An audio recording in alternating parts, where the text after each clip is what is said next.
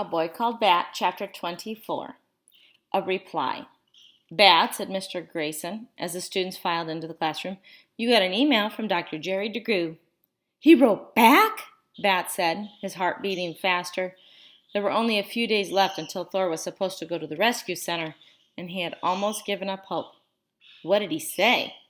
You can read it at recess, Mr. Grayson said. It's a nice email. I want to read it now.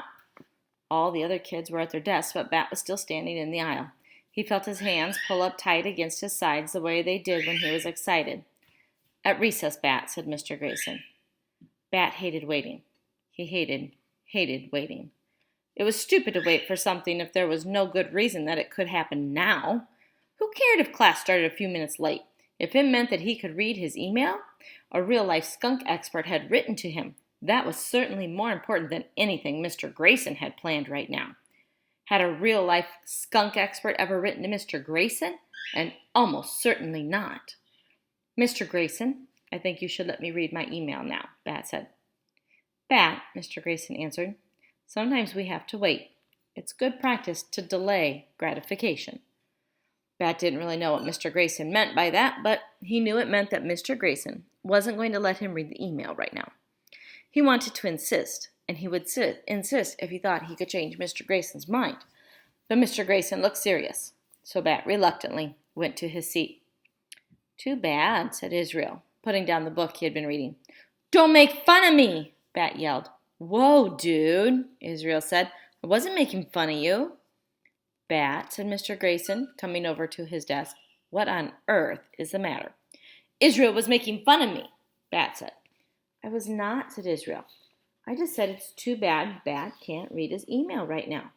You don't think it's too bad, Bat said. He kept his eyes on the surface of his desk, running his gaze over the wood grain. You don't know what I think, Bat, said Israel. You don't know everything. Bat, said Mr. Grayson, putting his hand on Bat's shoulder. The weight of his hand felt good. It helped Bat to feel like he was sitting in his seat, like he wasn't going to fly away. Try to give Israel the benefit of the doubt, okay? If he says he was being sincere, believe him. Bat nodded, but he didn't look up. Israel went back to his book. For what it's worth, Bat, said Mr. Grayson in a quieter voice, I think Israel was being kind. I think he'd like to be your friend. Then Mr. Grayson took his hand off Bat's shoulder and returned to the front of the room. Now Bat wasn't just thinking about the email from Dr. Jerry DeGrue. He was also thinking about whether Israel wanted to be his friend. He thought about how Israel had asked him if he wanted to play Foursquare, and how he had said hello outside of the sugar shack. Then he thought about the other kids in the class looking at him right now, and he thought about Thor's eyes, and he thought about the windy day outside. It was too much to think about all at once, and his skin began to feel prickly and too tight. But he couldn't take off his skin, so instead he reached into his backpack for his earmuffs and slipped them on. The classroom noise around him faded, and Bat's skin calmed down. Bat looked at the clock above the classroom door. It was 8:55. Recess was at 10:15. That was exactly 1 hour and 20 minutes away. He could wait that long. He didn't like it, but he could do it. Time was a funny thing. Sometimes an hour and 20 minutes didn't feel very long at all, like when Bat was watching YouTube videos about animals. And sometimes, like when Dad was watching baseball on TV, an hour and 20 minutes felt like 20 years. But that day, the hour and 20 minutes between 8:55 and 10:15 felt like 20 baseball games. At last, Mr. Grayson said, Okay, gang, go play. The kids shoved back their chairs and headed for the door. Bat pulled off his earmuffs and went to Mr. Grayson's desk.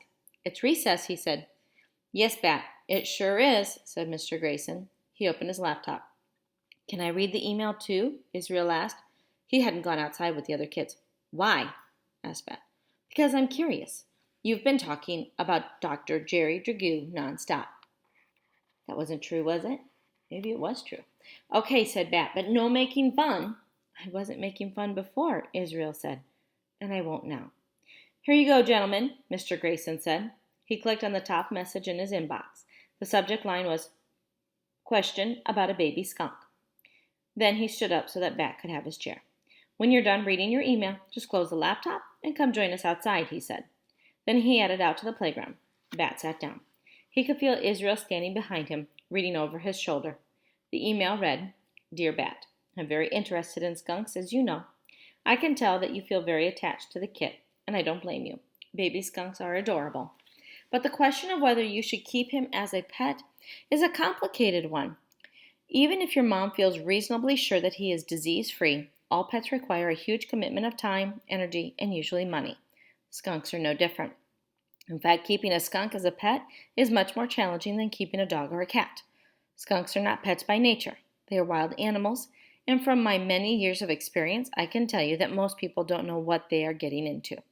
It is very easy to fall in love with a baby skunk, but it is difficult to truly be a good caretaker to a skunk. Most people would be better off with a dog. Still, this skunk kit has come into your life, and for at least the next few weeks, you and your mother must work to be the best caretakers you can be. Should you keep the kit? Should you give him to the rescue people? I don't know the answer, because I don't know you, and I don't know your kit. But it sounds like, for now, the kit is right where it needs to be, and I trust that you will take good care of it. Sincerely, Jerry Dragoo, Ph.D., Dragoo Institute for the Betterment of Skunks and Skunk Reputations. That's too bad, said Israel. What's too bad? Asked Bat. That the skunk guy doesn't think you should keep the bat. That's not what he said Bat. Well, he didn't say that he'd tell your mom to keep him.